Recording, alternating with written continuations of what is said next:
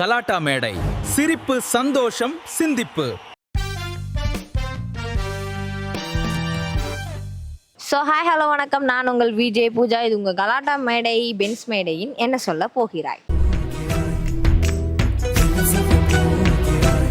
இன்னைக்கு நம்ம two movie படத்துலேருந்து ஒரு சீனை தான் அப்படியே ரீக்ரியேட் பண்ண போகிறோம். அது என்ன டயலாக்னு பார்த்தீங்கன்னா, நீ ஊருக்கு வரும்போது ரூம் தேடி இருக்க, கூட ஒரு பையன் தங்கிட்டு இருக்கான், அந்த பையனும் இந்த பொண்ணும் கப்பிள், கவலைப்படாத ரஜினி, ஐ ட்ரஸ்ட் யூ. இந்த டயலாக் தான் நம்மளோட ஆடியன்ஸ்லாம் அப்படியே அவங்களோட ஸ்டைலை ரீக்ரியேட் பண்ண போகிறாங்க. வாங்க ஷோக்குள்ளே போகலாம். ஸோ ஹாய், உங்களோட நேம்? தினேஷ் குமார். ஓகே தினேஷ், நம்ம பாண்டியன் ஸ்டோர்ஸில் ஏதாவது நடிச்சிருக்கீங்களா? இல்லை, கூப்பிட்டாங்க, நான் போல. ஓகே ஃப்ரேம் இவ்வளோ தான். நீங்கள் ரொம்ப நேரமாக ஃப்ரேமை விட்டு வெளில போகிறீங்க, அதை கொஞ்சம் பார்த்துக்கோங்க. Sorry guys. Sorry your honour. இப்போ டயலாக் பார்த்துருப்பீங்க, அதை அப்படியே உங்களோட ஸ்டைல் எங்களுக்கு அப்படியே ரீக்ரியேட் பண்ணிங்கன்னா நல்லாயிருக்கும். ஏதோ பார்த்தேன், ஆனால் மறந்துட்டேன். ஓகே, தெரியும். என்ன தெரியும்? அதுதான் தெரியுமே. அதான் என்ன தெரியும்? நீங்கள் ஒரு ரூமில் இருந்து ஒரு பையனை கூட்டின்னு வந்திருக்கீங்க. எந்த ரூம்ல நான் கூட்டு வந்தேன்? போடா தம்பி ஃப்ரேம் இவ்வளோதான் அடிச்சு மாட்டே உடச்சிடுவேன் நானே. இந்த மாதிரி நீ முத ஊருக்கு வந்த, அப்போ ரூம் கிடைக்கல. அந்த பையனும் இந்த பொண்ணும் ரிலேஷன்ஷிப்பில் இருக்காங்க. அவங்க ரெண்டு பேரும் உன்னை பார்த்துட்டு அப்படி காண்டாவி. அந்த பொண்ணு இந்த பையன் ரிலேஷன்ஷிப்ல இருந்தா அந்த பொண்ணு ஏன்டா அப்போ காண்டாகணும்? கரெக்ட். அதுதான் நானும் கேட்குறேன், ஏன் காண்டாகிறேன்? ஏன்னா நான் உன்னை கேள்வி கேட்க வந்தேன், நீ என்ன கேள்வி கேட்குற? ஊரில் வந்ததுலேருந்து நீ ரூம்லாம் தேடிக்கிட்டு இருக்க, பட் உனக்கு ஸோ அதனால இங்கே தங்கிட்டு இருக்க.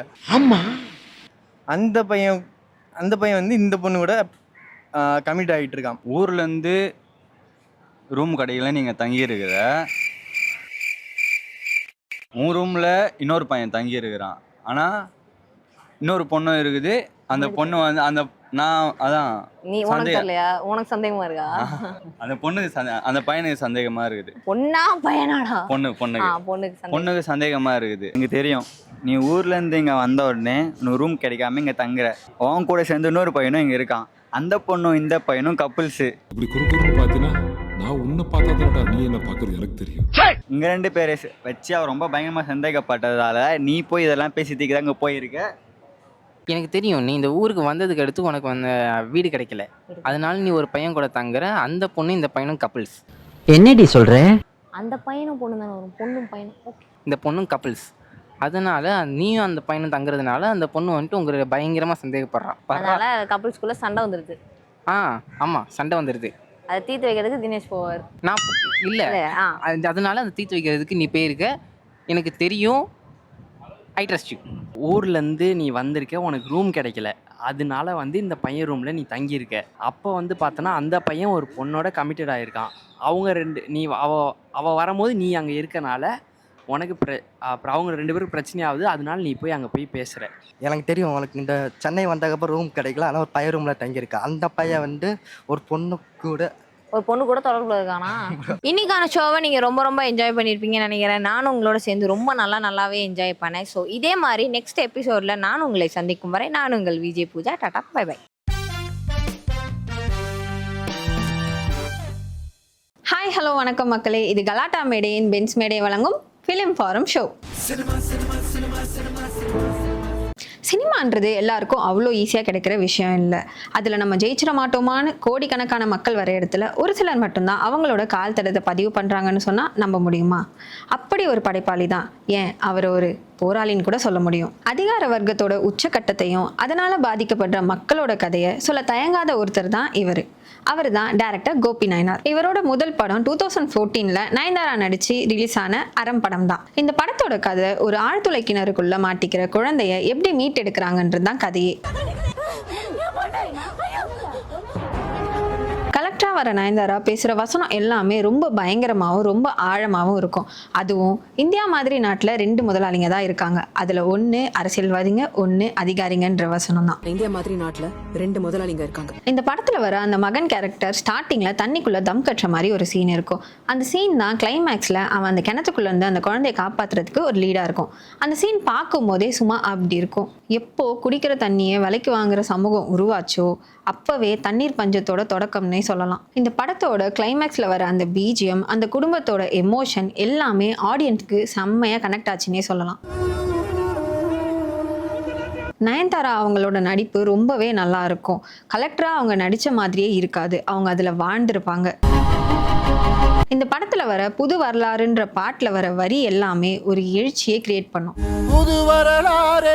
இவரோட அடுத்த படைப்பு ஜெய்யை வச்சு கருப்பர் நகரம். இந்த படம் வட சென்னை மக்களோட வாழ்வியலை பேஸ் பண்ணி எடுத்திருப்பாங்க.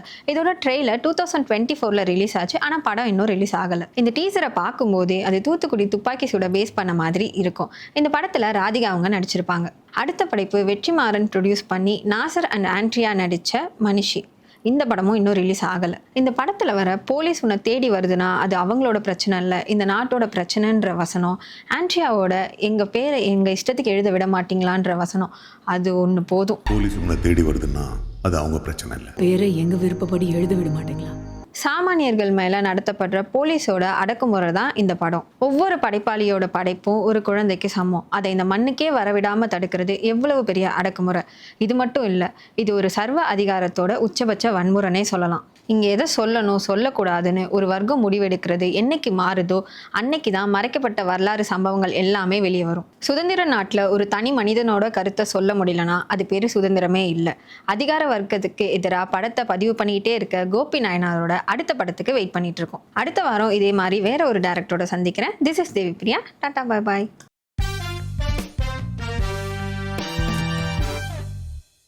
ஹாய், ஹலோ, வணக்கம் மக்களே. நான் உங்கள் விஜய் ரிது. இது கலாட்டா மேடையின் பென்ஸ் மேடை வழங்கும் இது அது இல்லை ஷோ. ஜீவாவோட கெரியர்லேயே ஒரு மிகப்பெரிய பிளாக் பஸ்டர் அப்படின்னா அது கோ தான். அந்த படத்தில் அவர் கேமரா தூக்கிட்டு வர ஸ்டைலும் சரி, என்னமோ ஏதோ பாட்டும் சரி, வேற லெவலாக இருக்கும். ஆனால் இந்த படம் ஒரு ஹாலிவுட்டோட பேஸ்ன்னு சொன்னால் நம்புவீங்களா? அந்த படத்தோட பேர் தான் ஸ்டேட் ஆஃப் பிளே. இப்போ இந்த ரெண்டு படத்தையும் நம்ம ஸ்டைலில் டீகோட் பண்ணிடலாமா? இப்போ கோ படத்தோட கதையை பற்றி பார்ப்போம்.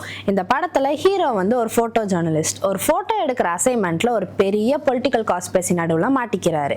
உண்மையை வெளியே கொண்டு வர எவ்வளவோ த்ரெட்ஸ் வந்தாலும் பயப்படாமல் ஃபைட் பண்ணுறாரு. கேமரா தான் அவரோட பிக்கஸ்ட் வெப்பனே. கடைசியில் உண்மை ஜெயிச்சிச்சா இல்லையான்றது தான் இந்த படத்தோட கதை. இப்போ ஸ்டேட் ஆஃப் பிளே கதையை பற்றி பார்ப்போம். ஒரு மர்டர் கேஸை இன்வெஸ்டிகேட் பண்ண போகிற ஜேர்னலிஸ்ட் அதுக்கு பின்னாடி வர ஒரு பெரிய பொலிட்டிக்கல் கான்ஸ்பிரசியை கண்டுபிடிக்கிறாரு. உண்மையை வெளிக்கொண்டு வர அவர் எடுக்கிற ரிஸ்க்கும் அடுத்தடுத்து வர ட்விஸ்ட்டும் தான் இந்த படத்தோட கதை.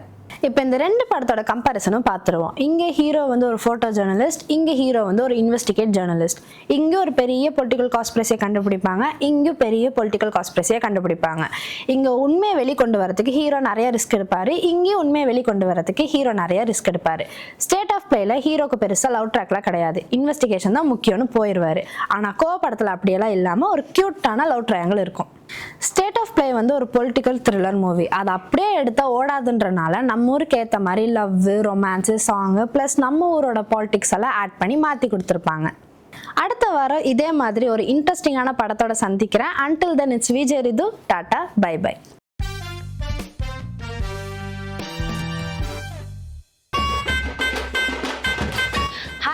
வணக்கம், நான் உங்கள் விஜய் பூஜா. இது உங்கள் கலாட்டா மேடை வழங்கும் பென்ஸ் மேடையின் சோனா பானா சுந்தரி பார்வதி. நானே இவ்வளோ வேகமாக வந்துட்டேன், ஆனால் அவள் இன்னும் வரல.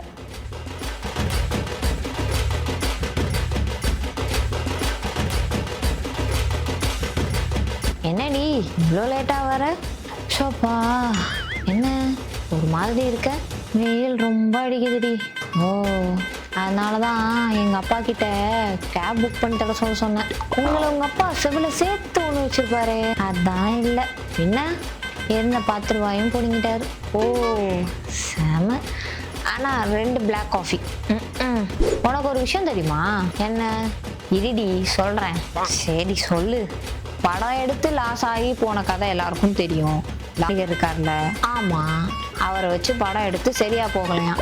சரி சரி, கடைசியாக அவரை வச்சு ஒரு படம் எடுத்து முடிக்கலான்னு முடிவு பண்ணாங்களாம். அப்போது வரியாவை படத்தில் வற்புறுத்திருக்காங்க.